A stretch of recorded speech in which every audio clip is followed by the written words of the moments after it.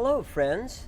My name is Evan B. Howard, and I'm the author of Deep and Wide Reflections on Socio-Political Engagement, Monasticisms, and the Christian Life.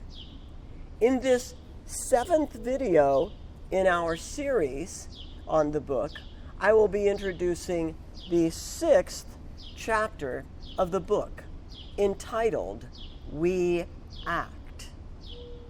Finally, in this chapter, we get to talk about government, voting, civil disobedience, marches, and so on. Now, some Christians think this sort of thing is very important. Other Christians think that involvement in government affairs is a waste of time in the world, or worse.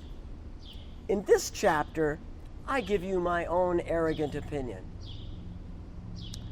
Something I introduce fairly early on in this chapter are the notions of strategies and tactics.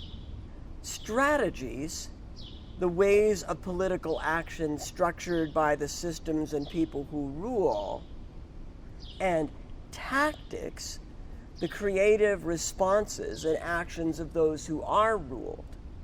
Monasticism, throughout history, as you shall see, both employed official strategies in alignment with ruling powers, but they also at times engaged in informal tactics that resisted or creatively responded to those who ruled over them.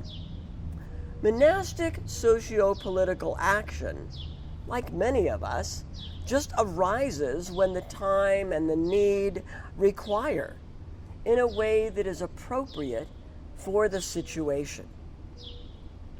As in the previous chapter, we here look at Jesus in Jesus' own setting. Remember, he was crucified for treason. We also explore reasons for the relative governmental inaction of the earliest church, though we see that by their way of life, they developed the foundations upon which things like hospitals and getting rid of gladiator games and all of those kind of things could happen in the later part of history. So, then after telling you the story of my own first political participation in a march and finding myself confronted by a news reporter, I introduce our monastic practice for this chapter, doing politics the monastic way. Well, what is doing politics the monastic way?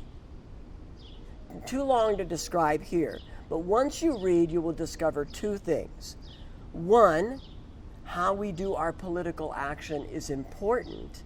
And number two, once again, nuns and monks have some pretty good things to teach us about political action. I close the chapter by inviting us to think further about the notions of deep and wide. Perhaps by going deep, we also go wide. And perhaps as we fully go wide, we also find ourselves going deep. I know it may sound ethereal, but believe me, it's more practical than you think. In our next chapter, I will introduce political prayer.